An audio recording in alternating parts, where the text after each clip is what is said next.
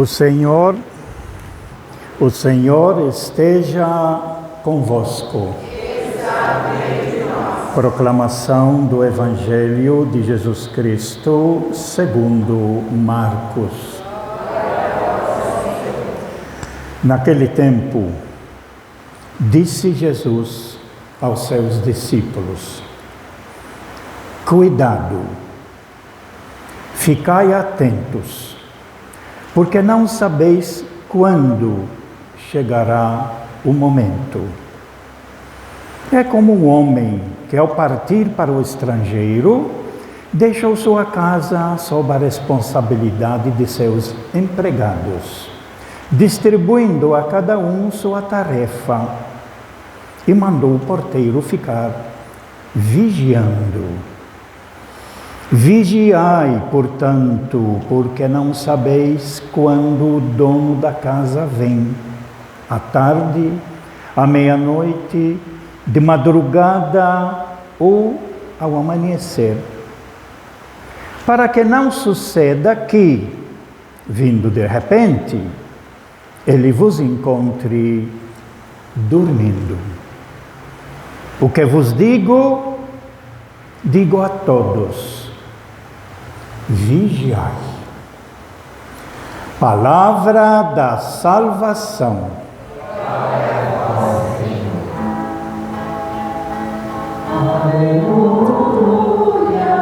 Aleluia, aleluia, aleluia.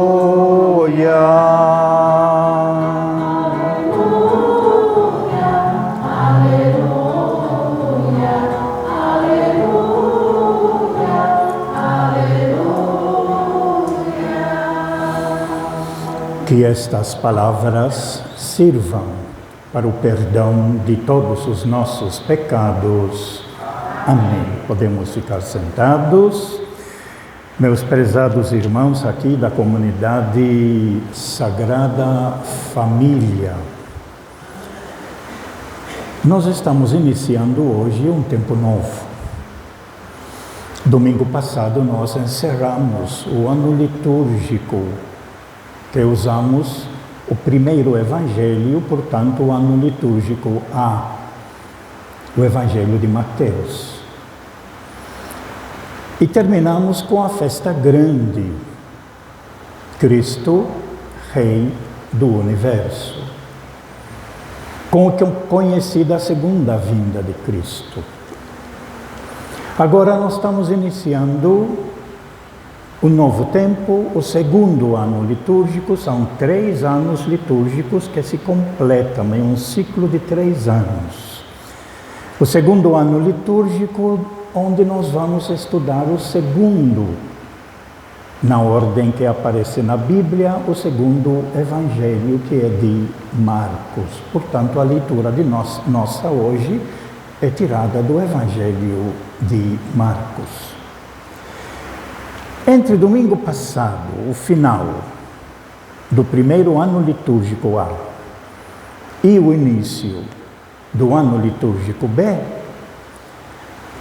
a igreja fala da vinda. E o prefácio de hoje, que vamos ler mais tarde, ele diz exatamente essa frase aqui.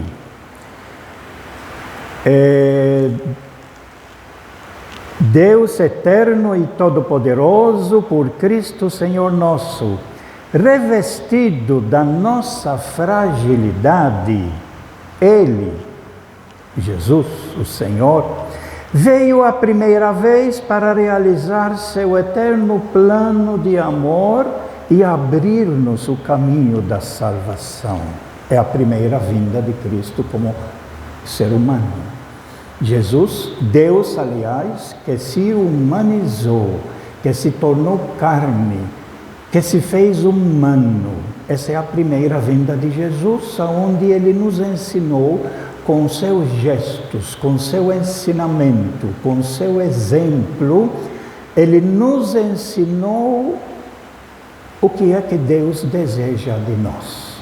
E nós já falamos muitas vezes, isso vai aparecer é muito forte no Evangelho de Marcos, apesar que esta frase nos domingos não vai ser lida, mas está lá no Evangelho de Marcos, né? Ele quer e trouxe do Pai um caminho, construir um caminho onde todos os seus filhos, todos nós, podemos viver em paz uns com os outros. É esse caminho que esse Deus que se humanizou, se tornou humano como todos nós, para valorizar a nossa humanidade e mostrar, é isso que Deus quer, a vida que Ele criou. Nós, seres humanos, dentro da casa grande, como o Papa fala, a casa comum, quer dizer, dentro de toda a criação de Deus. Essa é a primeira vinda do Filho de Deus feito homem, frágil como nós, fica doente como nós ficamos doentes, aprendendo como nós aprendemos. Mas depois, no prefácio do Advento, que vamos ver, coloca aquilo que celebramos domingo passado. Revestido de sua glória, Ele virá uma segunda vez para conceder-nos em plenitude os bens prometidos que hoje vigilantes esperamos. Aqui contém todo o significado do domingo passado e desse domingo. Ele virá uma segunda vez, revestido de sua glória, para conceder-nos em plenitude os bens prometidos que hoje vigilantes esperamos. E é sobre isso que, então, nós precisamos conversar a partir das leituras da liturgia de hoje, entre a vinda do Filho de Deus, que se fez homem e nos mostrou o caminho. Ele vai voltar, mas entre a primeira vinda de Jesus e a sua volta, existe um espaço muito grande que não se conta. Não dá para contar quando. Por isso que talvez na leitura do Evangelho, ele coloca essa frase: cuidado, ficai atentos, porque não sabeis quando chegará o momento. Entre a vinda de Jesus, que já aconteceu, e o que nós estamos esperando, tem um vácuo imenso que nós precisamos encher, que nós precisamos construir. E é interessante que nessa distância entre a primeira vinda e a volta de Jesus, que ninguém sabe quando vai ser, nós precisamos, então, de acordo com essa leitura do Evangelho, ficar atentos. Esperando não é ficar sem fazer nada. Esperando significa construir a vida. Assim como disse um famoso educador, o maior educador talvez do mundo todo, que é nosso no Brasil, Paulo Freire, ele disse sobre esperar. Esperar o quê? Ficar de braços cruzados, aguardando as coisas acontecer e esperando que Jesus vai aparecer para me levar com ele no céu? Isso que é a espera. E aí ele define o que é a espera. Diz assim: é preciso, isso é Paulo Freire, é preciso ter esperança, mas ter esperança do verbo esperançar, que nós não usamos muito. Nós usamos esperar. Pouco conhecemos esperançar. Porque tem gente que tem esperança do verbo esperar. Esperança do verbo esperar não é esperança, é espera. É ficar só aguardando. E muita gente está dormindo no ponto, como disse aqui na nossa leitura, para que não suceda que, vindo de repente, ele vos encontre dormindo, aguardando, sem fazer nada. Não. O vigia, ele vai vigiar construindo a vida. A mãe que tem a criança, ela vigia a criança, não simplesmente ficar sentada olhando, não. Ela vai vigiando, ela vai preparando a comida, ela vai dando banho na criança, ela vai providenciar um ambiente para brincar, ela vai levar a criança no parquinho, na escola. Isso que é vigiar. Ajudar a criança a crescer, a aprender, a ser gente, aprender a amar, aprender a brincar com os outros. Isso é que é vigiar. Isso que ele está dizendo aqui, esperançar. Então, continua Paulo Freire, esperançar, do verbo esperar, não é esperança, é apenas esperar, aguardar. Eu estou aguardando o ônibus aqui. Isso que é esperar. Agora, esperançar não. Esperançar é se levantar. Esperançar é ir atrás. Esperançar é construir. Esperançar é não desistir. Esperançar é levar adiante. Esperançar é juntar-se com outros para fazer do outro modo, diferente. Esperançar é construir a nossa vida. É todo o trabalho que nós fazemos, seja em casa, na sua família, seja para o trabalho, seja na comunidade. É se organizar para ter atividades que constroem a vida. Isso que é esperançar. Isso que ele está dizendo aqui. Vocês vão esperar, mas com esperança, construindo a vida, não dormindo, mas ativos. Porque se a gente não zela para a vida, ela vai para trás. Se a gente não lutar contra as doenças tomam conta de nós. A vida é assim, não tem nada parado. Qualquer espaço que existe, ou a gente ocupa para ser bem vivido, ou outros ocupam para a destruição.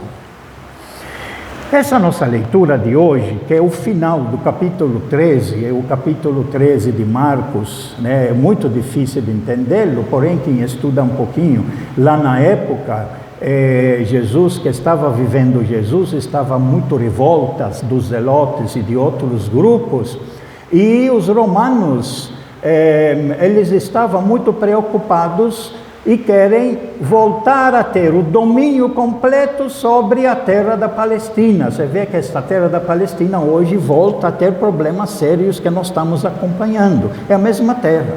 A terra da Palestina que os romanos dominavam naquela época, 64 a.C., mas que os revoltosos judeus organizados estavam querendo dominar e tirar para eles, para ter a liberdade.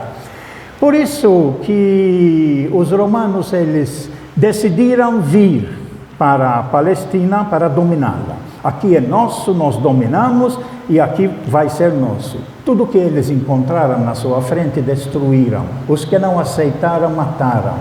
Cercaram Jerusalém e dominaram Jerusalém, entraram na capital, destruíram o templo, destruíram toda a cidade. Isso mais ou menos 40 anos depois da morte de Jesus. É isso que Jesus está se referindo.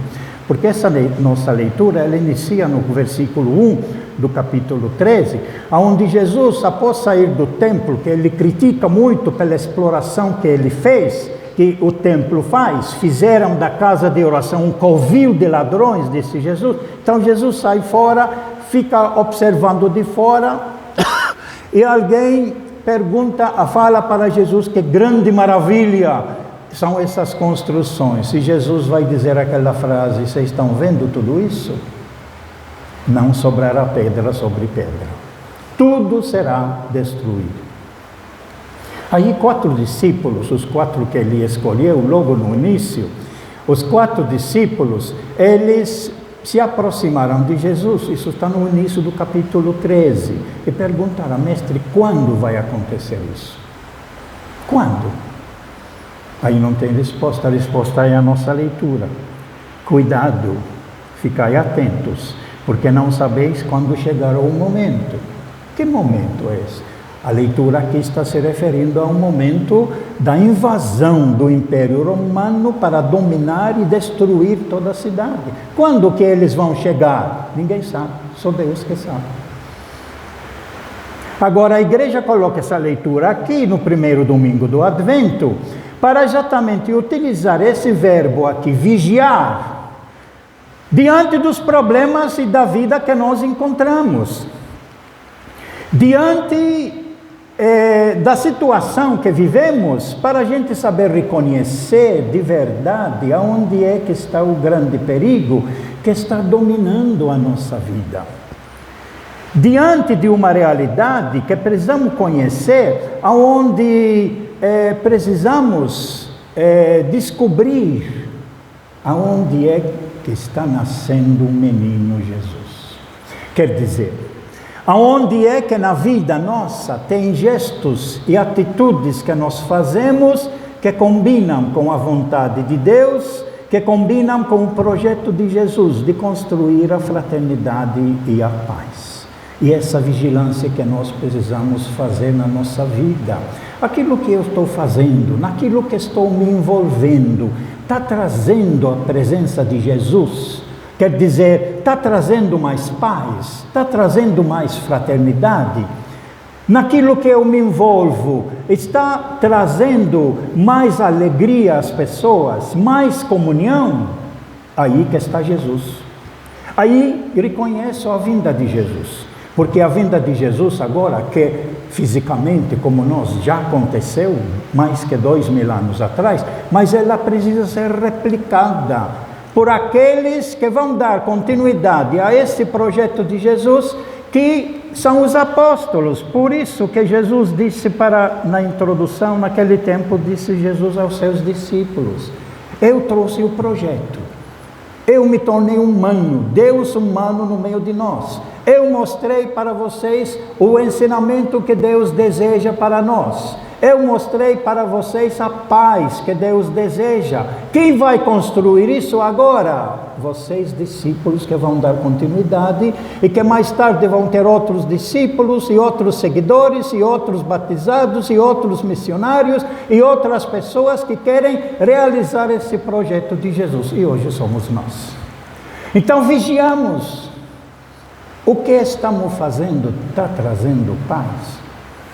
No que estou me envolvendo, está construindo a vida? Olhemos um pouquinho ao mundo nosso. Acabou de ter a COP lá num país longe, eu esqueci o nome dele agora, sobre a questão da natureza, preservação da natureza, preservação da vida. Tem países que estão destruindo a vida.